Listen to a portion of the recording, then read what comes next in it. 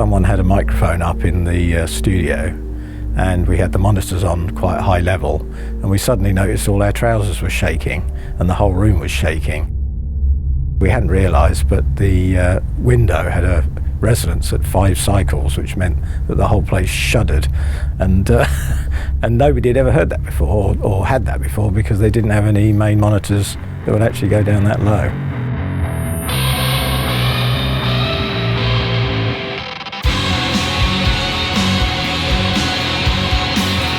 It's been the home of some of the most major rock acts and classical artists over the last 70, 80 years. The Beatles, Elton John, Rod Stewart, David Bowie, I mean all those artists, and all the way up to present day. It has quite a history.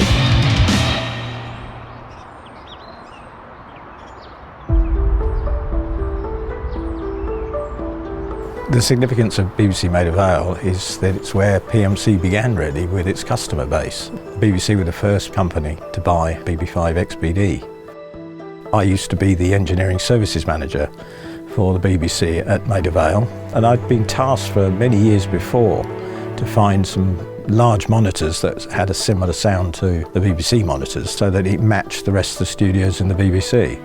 The problem with that was that there weren't any on the market. All the other BBC studios used BBC design speakers, which had a certain neutrality that everyone was used to. So coming to Maida Vale was a bit of a shock.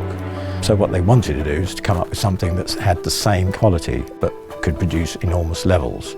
And you couldn't achieve that with any other base loading than the transmission line.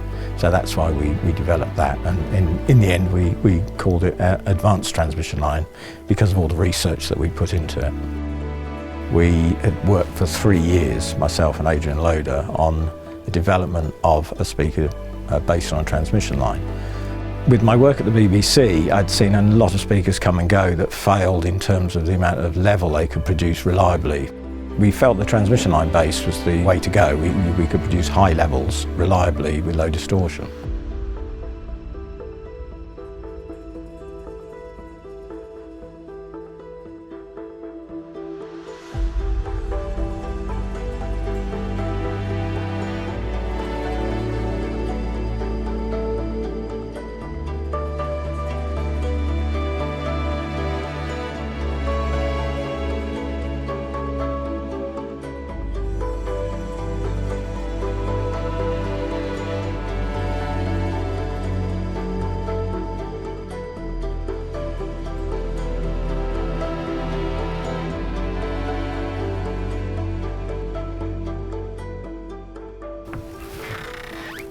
Hey, look at that.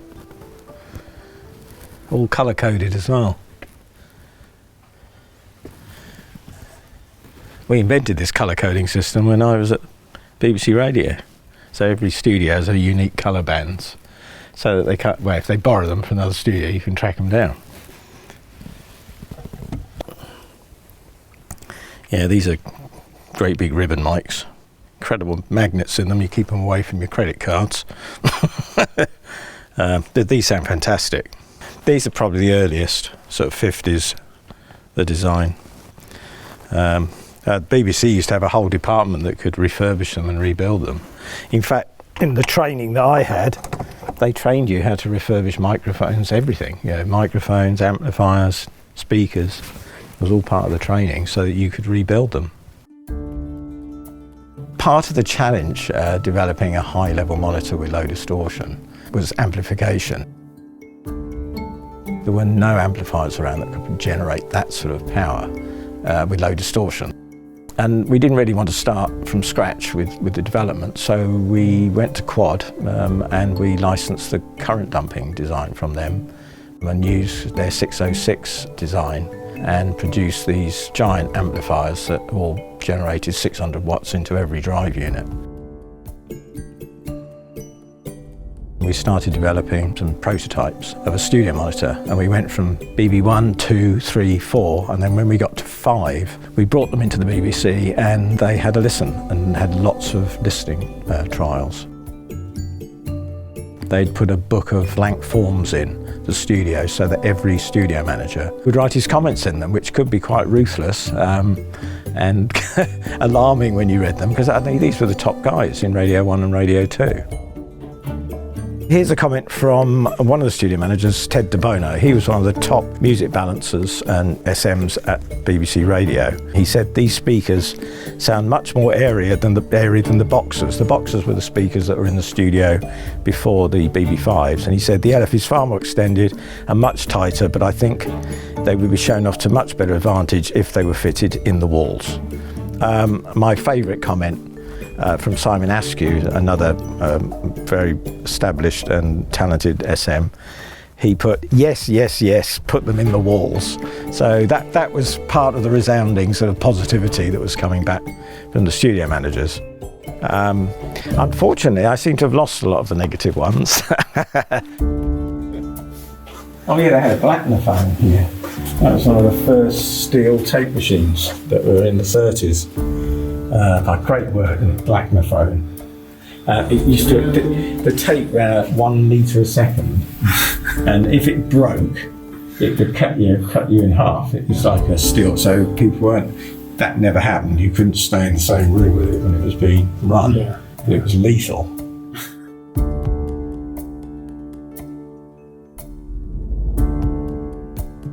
You still get lots of people pouring drinks into the desks. We used to get.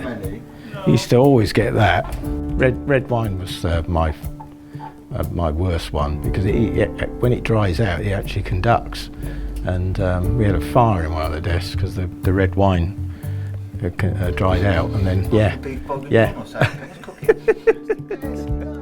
When the first prototype BB5s were delivered to my house, we had a session which went on quite late into the night, and we actually had the police knock at the door and asked whether we had a live band in there.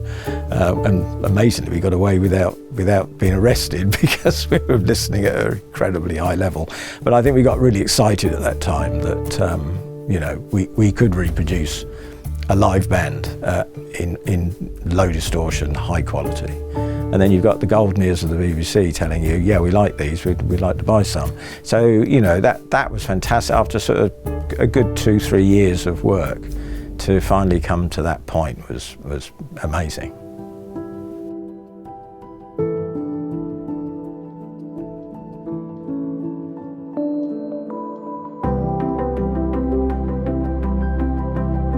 When the BBC finally decided that it wanted to buy some of our products, I was taken to the general manager of radio and basically told that either I could stay and donate the designs to the BBC or leave. I was given some time to decide, but I actually didn't. I just said, well, I'm going to leave then. In some ways, I left what was probably an incredibly secure job on the face of it to go into something completely unknown. And then suddenly you feel very exposed because it's basically you, and that's it. There's nothing behind you or there to help you. But then it gives you the freedom to do what you want, and you're only as good as your own decisions. It feels amazing to come back here. It's pretty identical to how I remember it. 35 years ago, me and Adrian spent many a long night calibrating the speakers in here, because obviously the studio is used all day. So we only got access after the session's finished, and a lot of them didn't finish till 10, 11 o'clock at night, because a lot of bands like recording it in the evening. So we'd be here till 4 a.m. in the morning, fine tweaking them and adjusting them. So it's kind of, a bit strange, being back here, and it feels exactly how I remember it.